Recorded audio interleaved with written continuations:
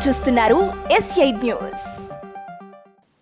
నమస్తే, S8 news కు స్వాగతం. నా పేరు తరంగిణి. ముందుగా బులెటిన్ లో హెడ్లైన్స్ చూద్దాం. ఉక్రెయిన్ పై క్షిపణులు డ్రోన్లతో విరుచుకుపడిన రష్యా. ఒక్కరోజే 122 క్షిపణులు, 36 డ్రోన్ల ప్రయోగం.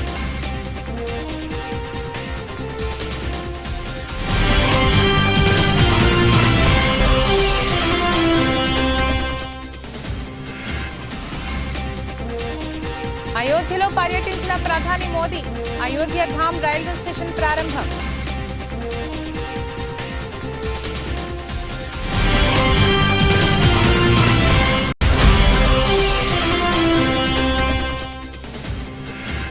లఖ్బీర్ సింగ్ లాండాను ఉగ్రవాదిగా ప్రకటించిన కేంద్ర హోంశాఖ.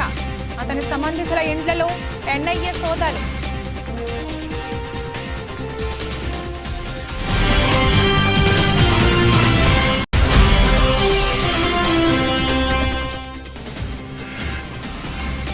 భారతీయ స్టాక్ మార్కెట్ల చరిత్రలో 2023 ప్రత్యేకం. ఆల్ టైమ్ హై రికార్డులతో సూచీలు.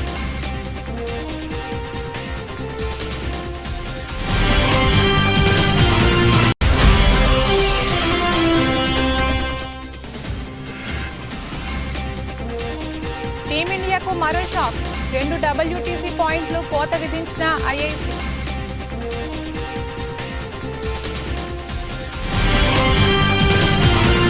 ఉక్రెయిన్ పై క్షిపణులు, డ్రోన్లతో రష్యా విరుచుకుపడింది. శుక్రవారం ఒక్కరోజే 122 క్షిపణులను, 36 డ్రోన్లను ప్రయోగించింది. ఈ దాడిలో 27 మంది ప్రాణాలు కోల్పోయారని ఉక్రెయిన్ అధికారులు తెలిపారు. 2022 ఫిబ్రవరి నుంచి జరుగుతున్న యుద్ధంలో ఇదే అతిపెద్ద గగనతల దాడి అని చెప్పారు. ఈ దాడిలో 87 క్షిపణులను, 27 డ్రోన్లను అడ్డుకున్నామని పేర్కొన్నారు. రష్యా విరుచుకుపడడంతో ఉక్రెయిన్ మిత్ర దేశాలను ఆశ్రయించింది.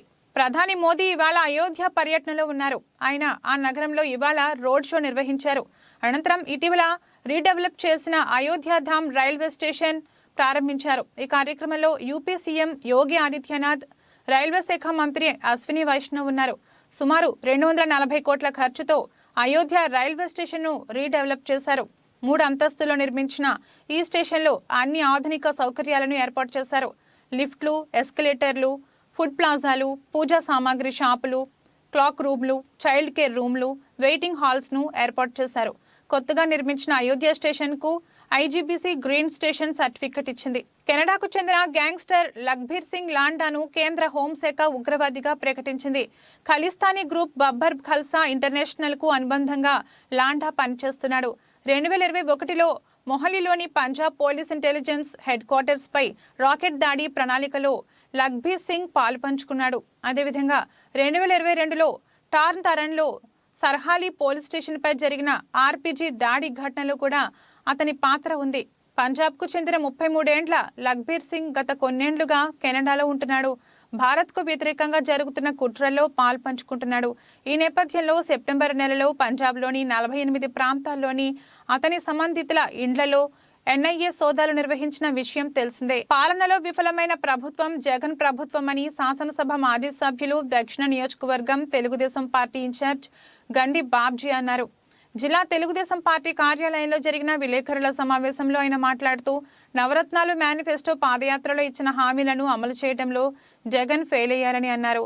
జగన్ 730 హామీలు ఇస్తే పూర్తిగా 21 హామీలు పాక్షికంగా, సుమారు 80 హామీలు అమలు చేశారని చెప్పారు. రివర్స్ టెండర్స్ పేరుతో పోలవరం ప్రాజెక్టు పూర్తి చేయకుండా కాలయాపన చేస్తున్నారు. జగన్ రాష్ట్రంలో ఇరిగేషన్ ప్రాజెక్టులను నిర్వీర్యం చేశారు. ఇసుకలో జగన్ పెద్ద ఎత్తున అవినీతికి పాల్పడ్డారని అన్నారు. ఇవి కాకుండా సుమారు 730 హామీలు ఇచ్చాడు ఈ రాష్ట్రానికి. ప్రతి జిల్లాకి కొన్ని, స్టేట్ వైడ్ కొన్ని. ఇట్లాగా ఈ హామీలన్నీ కూడా అమలు చేస్తానని పూర్తిగా అతని పాదయాత్రలో ప్రతి సెంటర్లో కూడా, ఆ సెంటర్లో ఏదైతే చెప్పడం భయం అతనికి. వెంటనే నేను మన ప్రభుత్వం వస్తుంది, జగనన్న రాజ్యం వస్తుంది, వెంటనే అవన్నీ అమలు చేద్దామని చెప్పి హామీలు ఇచ్చిన మహానుభావుడు ఈరోజు రాష్ట్రం మొత్తం మీద 730 హామీలు ఇస్తే 21 హామీలు కూడా సరిగా అమలు చేయలేదు. ఆ లెక్కను చూస్తే అది 3%. పాక్షికంగా అమలు చేసే హామీలు ఏమైనా ఉన్నాయంటే ఒక 88 దాకా ఉన్నాయని చెప్పి మేము ఈ రికార్డు కలెక్ట్ చేసాం. అది 12%. మీరు ఫెయిల్ అయిన హామీలు ఏవైతే ఉన్నాయో 621. దీని పర్సెంటేజ్ 85% హామీలు ఫెయిల్ అయ్యారు. సో ఇందులో డీటెయిల్గా మనం మాట్లాడుకుంటే ఫస్ట్ మనం ఇరిగేషన్ తీసుకుందాం. పోలవరం ప్రాజెక్టు ఆ రోజు చంద్రబాబు నాయుడు గారు ఆయన అధికారంలో ఉన్నప్పుడు సుమారు 70-75% దానికి 30,000 కోట్ల రూపాయలు దగ్గర ఖర్చు పెట్టి దాన్ని 70% పూర్తి చేస్తే నువ్వు అధికారంలోకి రాగానే రివర్స్ టెండర్లని ఎవరు అసలు ప్రపంచంలోనే ఎవడు ఆలోచించడు. ఒక రివర్స్ మనిషిగా నువ్వు రివర్స్ టెండర్లు అని చెప్పి దాన్ని డిలే చేసి అలా అలా అలా అలా దాన్ని 50,000 కోట్ల దాకా రిజిస్ట్రేషన్ చేసి పెంచారు. రంగారెడ్డి జిల్లా షాద్ నగర్ లో శంషాబాద్ ట్రాఫిక్ ఏసీపీ చంద్రశేఖర్ రెడ్డి విలేకరుల సమావేశం ఏర్పాటు చేశారు. రేపు 31st రోజు న్యూ ఇయర్ సెలబ్రేషన్స్ చేసుకునే వాళ్ళు డ్రంక్ అండ్ డ్రైవ్ చేయకూడదని, మద్యం సేవించి వాహనాలు నడిపే వారిపై స్పీడ్గా ర్యాష్గా డ్రైవ్ చేసే వాళ్లపై కేసులు నమోదు చేస్తామన్నారు. న్యూ ఇయర్ సెలబ్రేషన్స్ ఆనందంగా జరుపుకోవాలని, ర్యాష్ డ్రైవింగ్ చేసి ఆందోళనలు కొని తెచ్చుకోవద్దన్నారు. షాద్ నగర్ పరిధిలో ప్రతి కూడలిలో ట్రాఫిక్ పోలీసులు తనిఖీలు చేపడతామన్నారు. ట్రాఫిక్ రూల్స్ పాటించని వారిపై కఠిన చర్యలుంటాయన్నారు. అలాగే గత 15 రోజులుగా షాద్ నగర్లో షాద్ నగర్ సివిల్ కోర్టు ఆధ్వర్యంలో లోక్ అదాలత్ జరుగుతుందన్నారు. ఈ రోజు వరకు జరిగిన లోక్ అదాలత్లో 650 కేసులను పరిష్కరించామన్నారు. 31st రోజు అనగా రేపు సండే రోజు నైట్ 10 నుంచి 1st జనవరి 2024 మార్నింగ్ 6 వరకు కూడా అందరు రోడ్డు పైన ఉంటారు. Shadnagar X road, Elikatte Y junction, అట్లాగే Anoos junction, Keshampet X road, Doskol X road, తర్వాత Puttur Y junction, Cheguti junction, important junctions and చౌరస్తాల్లో మా స్టాఫ్ ఉంటారు. సో మీరందరూ మాకు సహకరించాలని చేసి అప్పీల్ చేస్తున్నాం. ట్రాఫిక్ రూల్స్ను అతిక్రమించకుండా న్యూ ఇయర్ సెలబ్రేట్ చేసుకుంటే మేము కూడా భాగస్వామ్యం అవుతాం. అట్లాగే ఈ అందరికీ విజ్ఞప్తి, మరొకసారి ట్రాఫిక్ రూల్స్ను తప్పనిసరిగా పాటించాలని చెప్పి కోరుతున్నాము. న్యూ ఇయర్ సందర్భంగా అందరికీ శుభాకాంక్షలు తెలియపరుస్తున్నాము. మన రాష్ట్రంలో పిల్లలు గొప్పగా చదవాలని విప్లవాత్మక మార్పులు తీసుకొచ్చామని సీఎం జగన్ పేర్కొన్నారు.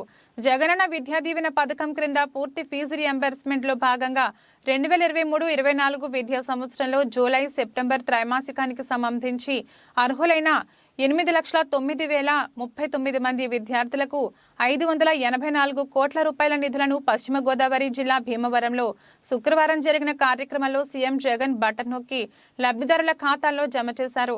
ఈ సందర్భంగా ఏర్పాటు చేసిన బహిరంగ సభలో సీఎం మాట్లాడారు. ఈరోజు తోడేళ్ళందరూ కూడా ఏకమై ఒక్క మీ జగన్ మీద, మీ బిడ్డ మీద ఇంతమంది ఏకమై ఈరోజు యుద్ధం చేస్తా ఉన్నారు. ఆలోచన చేయమని అడుగుతా ఉన్నా.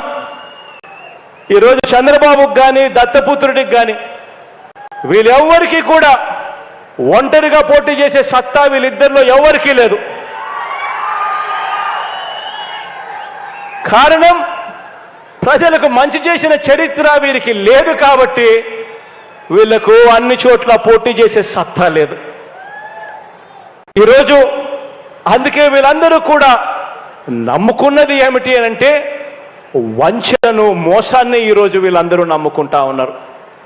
ఈరోజు అమలు చేసిన మంచి కానీ, అమలు చేసిన మంచి స్కీములు కానీ ఇవేవి లేవు కాబట్టి ఏకంగా మోసాలకు ఈరోజు మేనిఫెస్టో అట, ఇద్దరు కలిసిస్తారట, రంగురంగుల వలలతో ఈరోజు ప్రజలను మోసం చేసేందుకు వస్తా ఉన్నారు. అన్ని వర్గాలను వంచిన ఈ బాబు ఇప్పుడు కొత్తగా మరికొన్ని వాగ్దానాలతో వస్తా ఉన్నాడు. మొన్ననే 6 గ్యారంటీలు అన్నాడు. అందరితో కూడా సరిపోదు, జగన్ను ఢీకొట్టలేము అని వాళ్ళంతటి వాళ్ళే ఆలోచన చేసుకొని ఈసారి ఉమ్మడి మేనిఫెస్టో అని చెప్పి మళ్ళీ ప్రజలను మోసం చేసేందుకు బయలుదేరారు. ప్రతి ఇంటికి కేజీ బంగారం ఇస్తారట. ప్రతి ఇంటికి ఒక బెంజ్ కారు కొనిస్తారట. ఈ సంవత్సరం గ్రేటర్ విశాఖ మున్సిపల్ కార్పొరేషన్ సాధించిన ప్రగతి లక్ష్యాలను విశాఖ నగరం మేయర్ గుర్తు చేశారు. రాబోయే నూతన సంవత్సరంలో విశాఖ నగర ప్రగతిని సమిష్టి కృషితో ప్రజలకు మెరుగైన సేవలు అందించడం జరుగుతుందన్నారు. జీవీఎంసీ వార్షిక నివేదికను కార్యాలయంలో జరిగిన మీడియా సమావేశంలో నగర మేయర్ హరి వెంకట కుమారి వెల్లడించారు. 2023-24 సంవత్సరానికి సంబంధించి ఇంజనీరింగ్ విభాగంలో 205 కోట్ల 5 లక్షల రూపాయల అంచనాతో 967 పనులు చేపట్టగా 332 పనులను పూర్తి చేయడం జరిగిందన్నారు. ఇక నాడు నేడులో భాగంగా పాఠశాలల అభివృద్ధికి మొదటి దశలో 59 పాఠశాలలకు 20 కోట్ల 77 లక్షల రూపాయలతో అభివృద్ధి పనులు పూర్తి చేయగా రెండవ దశలో 87 పాఠశాలలకు సుమారు 35 కోట్ల రూపాయలతో అభివృద్ధి పనులకు ప్రతిపాదనలు చేయడం జరిగిందన్నారు. చాలా ప్రతిష్టాత్మకంగా కూడా తీసుకోవడం జరిగింది. అందులో ఇంజనీరింగ్ విభాగానికి వచ్చినట్లయితే మనము గతంలో కౌన్సిల్ ఏర్పడిన తర్వాత మనము చేసినన్ని వర్క్స్ కానీ అభివృద్ధి కానీ గతంలో ఎక్కడ కూడా చేయలేదు. అంత విధంగా ప్రతి వార్డుని కూడా అభివృద్ధి చేస్తూ మనము ముందుకు వెళ్ళడం జరుగుతూ ఉంది. ప్రతి వార్డులో కూడా రోడ్స్ అలాగే డ్రైన్స్ ఇవన్నీ వీటితో పాటు ప్రజలకి ఆహ్లాదకరంగా ఉండే విధంగా ఈ పార్క్స్ అన్నీ కూడా థీమ్ పార్క్స్ ఇలా మొత్తం టోటల్గా 98 వార్డ్స్లో కూడా సుమారుగా 144 పార్క్స్ మనము అభివృద్ధి చేయడం జరిగింది. కొన్ని రినోవేషన్ వర్క్స్ అలాగే కొన్ని కొత్తగా కూడా ఆ వార్డుకు సంబంధించి కొత్తగా పార్కులు కూడా మనము ఏర్పాటు చేసుకోవడం జరిగింది. అలాగే చాలా 15th ఫైనాన్స్ కమిషన్లో భాగంగా మనం రోడ్స్ని చాలా వరకు అభివృద్ధి చేశాము. ముఖ్యంగా ప్రతి వార్డు చూసినట్లయితే మీ అందరూ రోడ్స్కి చాలా ఇంపార్టెన్స్ ఇచ్చాము. గతంలో ఎక్కడ కూడా లేదు. మీరు గతంలో చూస్తుంటారు గిరి ప్రదక్షిణ రోడ్డు కూడా మనము ఈ కౌన్సిల్లో ఈ 2022-23 సంవత్సరంలో మనము అటువంటి రోడ్డును కూడా మనం డెవలప్మెంట్ చేశాము. అలాగే ఎప్పటి నుంచో ఉన్న జగదంబ నుంచి పోస్ట్ ఆఫీస్ వరకు ఉన్న ఏదైతే రోడ్డు కొన్ని సంవత్సరాల నుంచి దాన్ని రోడ్డు వైండనింగ్కి ఎవరు కూడా చేయలేదు. చాలా పార్టీలు వచ్చాయి కానీ అది ఇప్పుడు మనము మన ప్రభుత్వం వచ్చిన తర్వాత మన గౌరవ ముఖ్యమంత్రి గారి సూచనల సలహాలతో ఈరోజు కౌన్సిల్ ఏర్పడిన తర్వాత కౌన్సిల్ సభ్యుల ఆధ్వర్యంలో మనము జగదంబ నుంచి పోస్ట్ ఆఫీస్ వరకు రోడ్ వైండనింగ్ అలాగే డ్రైన్స్ కార్యక్రమాలను కూడా ఏర్పాటు చేయడం జరిగింది. అంతేకాదు చాలా గొప్ప విషయం ఏంటంటే అడవివరం గోసాల నుంచి అడవివరం వరకు ఉండే రోడ్డు చాలా పార్టీలు వచ్చాయి గతంలో, వాళ్ళెవ్వరూ కూడా దాన్ని చేయలేదు. ఇప్పుడు మన ప్రభుత్వం మన ముఖ్యమంత్రి శ్రీ వైఎస్ జగన్మోహన్ రెడ్డి గారు వచ్చిన తర్వాత మా కౌన్సిల్ ఏర్పడిన తర్వాత ఇది చారిత్రాత్మక నిర్ణయం తీసుకొని దీన్ని చేయడము. అక్కడ ప్రజలందరికీ కూడా ఆ సింహాచలం దేవస్థానానికి ఎప్పుడు కూడా మనం ఎప్పుడు వెళ్ళినా కూడా చాలా ఈ వాహనాలు ఇవన్నీ ఉండడం వల్ల చాలా రద్దీగా ఉంటుంది. అలాంటిది ఇప్పుడు మా కౌన్సిల్లో అది కూడా చేయడం అనేది మా అందరు deputy mayors floor leader council members అందరం కూడా హర్షం వ్యక్తం చేస్తున్నాం. అటు రోడ్డు వేయడం వల్ల ఇలాంటి కార్యక్రమాలు చాలా మాత్రం ఎన్నో కార్యక్రమాలు మనం చేయడం జరిగింది. ప్రజాస్వామ్య వ్యవస్థలో మీడియా ప్రధాన పిల్లర్ అని కొనియాడుతూ ఈ ఏడాది నేరాల శాతాన్ని శుక్రవారం మధ్యాహ్నం నగరంలోని పోలీస్ కమిషనరేట్లోని సమావేశ మందిరంలో జరిగిన మీడియా సమావేశంలో కమిషనర్ వెల్లడించారు. హత్యలు, kidnap, attempt rape, white colour నేరాలు, రోడ్డు ప్రమాదాలు, ప్రాపర్టీ క్రైమ్ కొంతమేర తగ్గాయని చెప్పారు. అయితే సైబర్ నేరాల శాతం గణనీయంగా పెరిగిందని, పెరగడానికి గల కారణాలను ఆయన వివరించారు. 2021-2022 సంవత్సరాలతో పోల్చుకుంటే 2023లో నేరాల శాతం తగ్గినట్లు తెలిపారు. సమాజంలో పాత్రికేయుల పాత్ర చాలా కీలకమైనదని, ప్రజలకు అధికారులకు అనుసంధానంగా ఉంటుందన్నారు. రోడ్డు ప్రమాదాలకు సంబంధించి 2022లో 4496 ఉన్న రోడ్డు ప్రమాదాలు 2023లో 3513 నమోదయ్యాయని తెలిపారు. దిశ కౌన్సిలింగ్ సెంటర్ మన దగ్గర ఇప్పుడు దిశ పోలీస్ స్టేషన్ లిమిట్స్లో దిశ కౌన్సిలింగ్ సెంటర్ ఉంది. అక్కడ వచ్చిన petitions, total number of petitions మన దగ్గర ఈ సంవత్సరం వచ్చింది 240. దాంట్లో కాంప్రమైజ్ చేసింది 162, తర్వాత దాని మీద ఎంక్వైరీ పెండింగ్ ఈజ్ 78. ఈ విధంగా compare to previous years number of petitions కొద్దిగా తగ్గింది. ఎందుకంటే we are able to solve most of the issues through Disha app or through counselling initiatives. That is about women safety. Mahila police also, they have also done very well. దాదాపు 640 మహిళా police మన Visakhapatnam police స్ట్రెంగ్త్లో ఉన్నారు వాళ్ళు. They are taking up lot of counselling sessions. Actually మనకు తెలియదు, ఇది బయట పబ్లిసిటీ ఎక్కువ కావట్లేదు, కానీ they are going to each and every school, every colleges. తర్వాత సెక్రటేరియట్లో ఉన్న పనులు కూడా అదనపుగా చేస్తున్నారు. అది కాకుండా ప్రతి స్కూల్లో వెళ్ళి బ్యాడ్ టచ్, గుడ్ టచ్ గురించి, తర్వాత చట్టాల గురించి, ఈ గాంజా రిలేటెడ్ ఇష్యూస్ గురించి, ఇటువంటి ఈవ్ టీజింగ్ ఇష్యూస్ అన్నీ కూడా వాళ్ళు వెళ్ళి బాగా దాని మీద ప్రచారం, తర్వాత దాని కాన్సిక్వెన్సెస్, చట్టం అన్నీ కూడా ఈ విధంగా స్కూల్స్లో వెళ్ళి నేర్పిస్తున్నారు. నెక్స్ట్ మేజర్ ఇష్యూ మన విశాఖపట్నం సిటీకి సంబంధించింది NDPS యాక్ట్ కేసెస్ అండి. It is a very serious matter.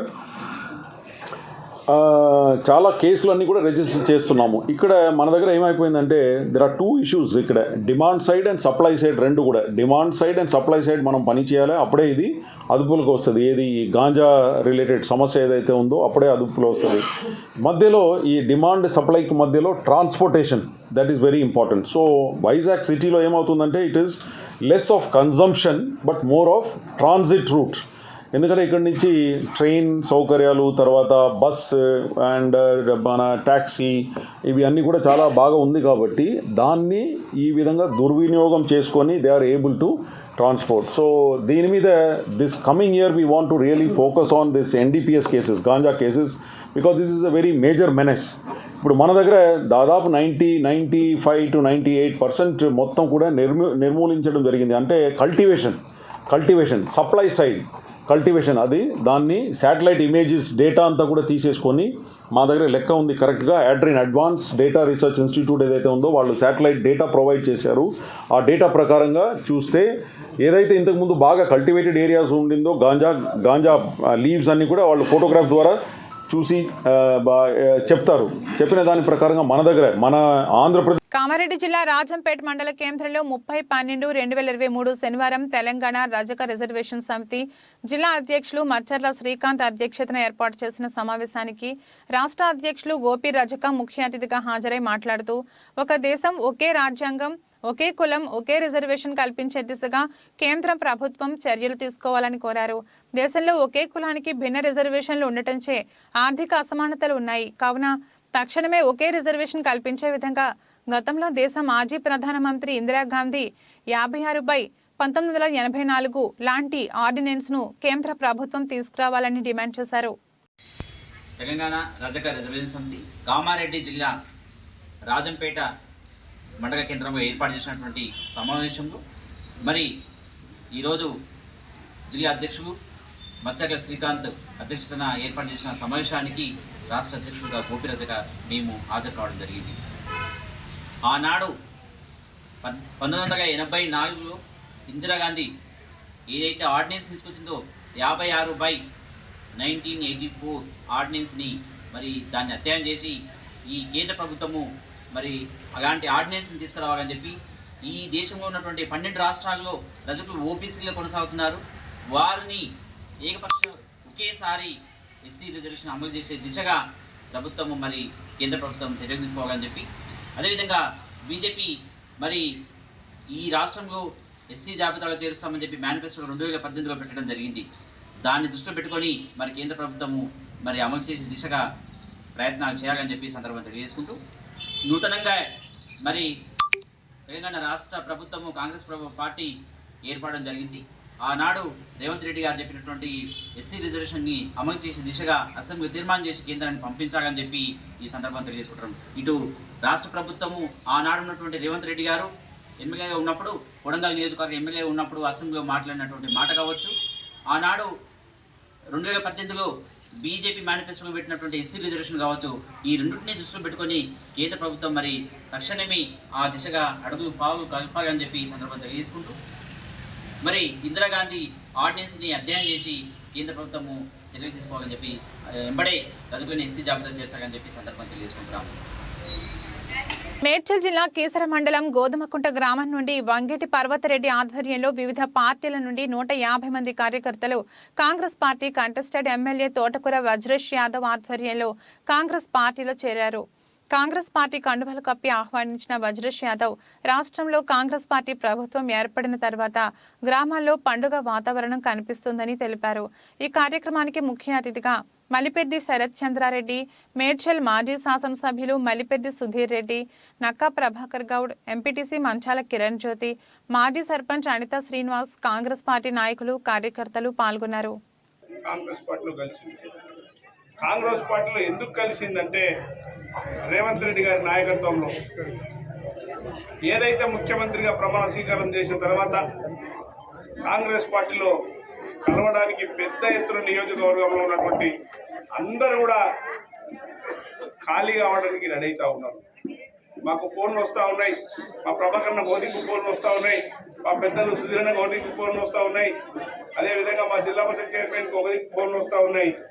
ఎవరు కూడా ఈ టీఆర్ఎస్ లో ఉన్నటువంటి దొంగలు తప్ప మిగతా నాయకులు అందరూ కూడా మా దానికి రెడీ అవుతా ఉన్నారు. ఎందుకు చెప్తా ఉన్నామంటే ఈరోజు మీరు చూడాలి, ప్రభుత్వం గెలిచిన నెల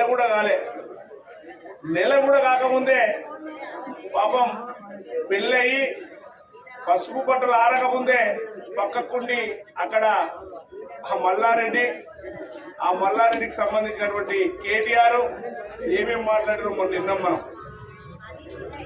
మేము చెప్తా ఉన్నాం, మీరు 10 సంవత్సరాలు చెయ్యలేని పని ఒక్క నెల లోపల ఈడ మేమందరికి కూడా మేము చెప్పినటువంటి వాగ్దానాలను కూడా అమలవుతా ఉన్నాయి.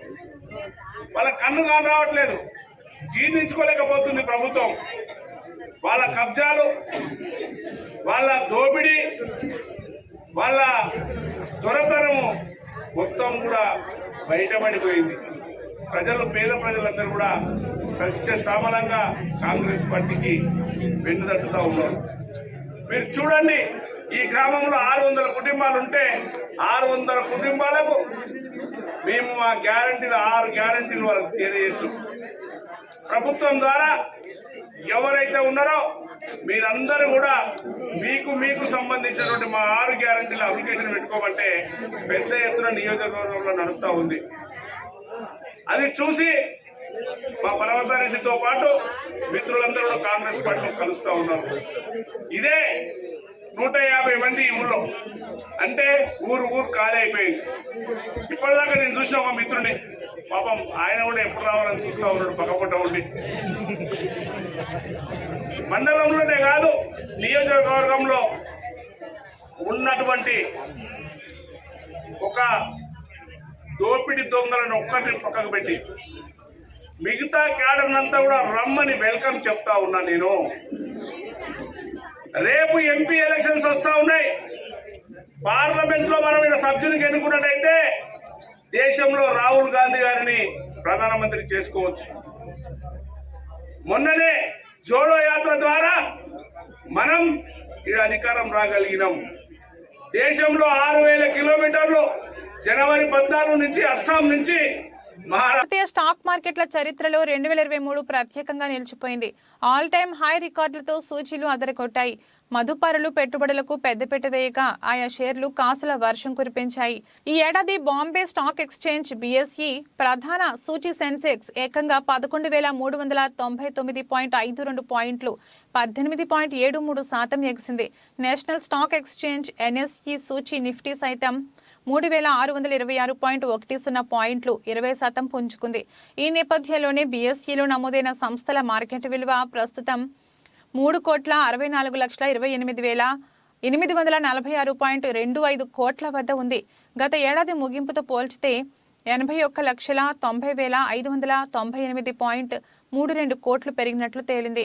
దేశ స్థూల ఆర్థిక మూలాలు బలంగా ఉండటం, GDP గణాంకాలు ఆకర్షణీయంగా నమోదు కావడం, రాజకీయ సుస్థిరత కలిసొచ్చాయని మార్కెట్ నిపుణులు విశ్లేషిస్తున్నారు. అలాగే వచ్చే ఏడాది నుంచి వడ్డీ రేట్ల కోతలకు అమెరికా ఫెడరల్ రిజర్వేషన్ బ్యాంక్ సంకేతాలు ఇవ్వడం కూడా మార్కెట్ సెంటిమెంట్ను బలపరిచిందని అంటున్నారు.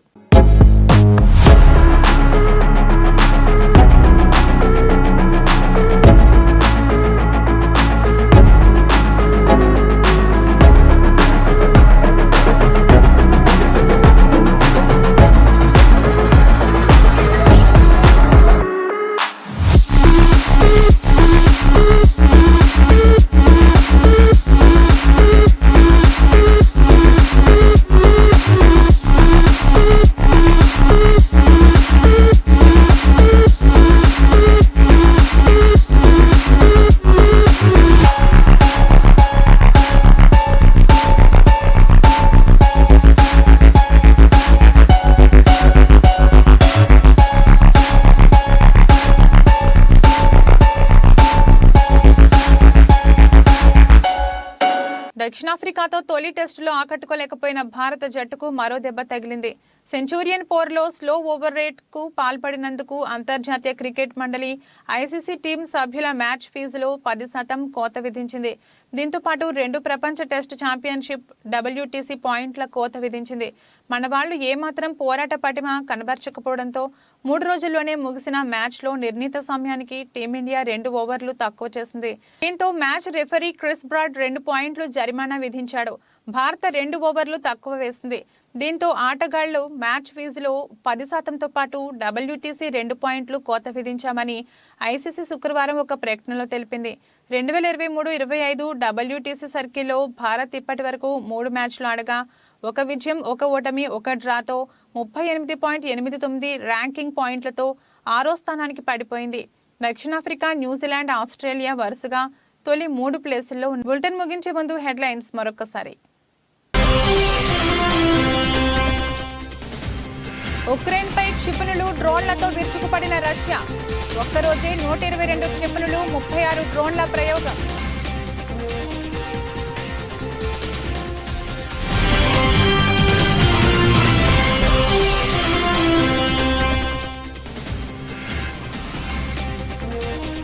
అయోధ్యలో పర్యటించిన ప్రధాని మోదీ. అయోధ్య ధామ్ రైల్వే స్టేషన్ ప్రారంభం.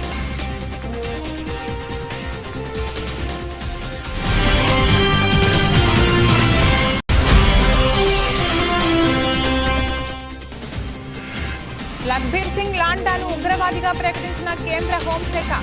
అతని సంబంధితుల ఇండ్లలో NIA సోదాలు.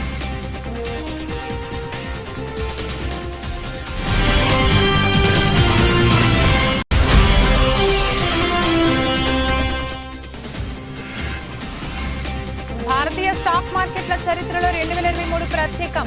ఆల్ టైమ్ హై రికార్డులతో సూచీలు.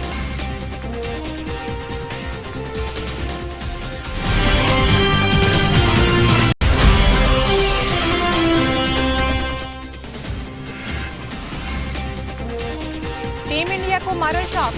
2 WTC పాయింట్లు కోత విధించిన ఐఐసీ.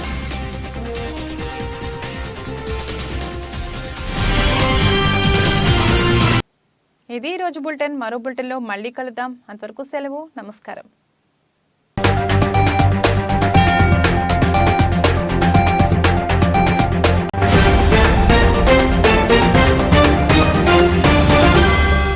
మీరు చూస్తున్నారు S8 న్యూస్.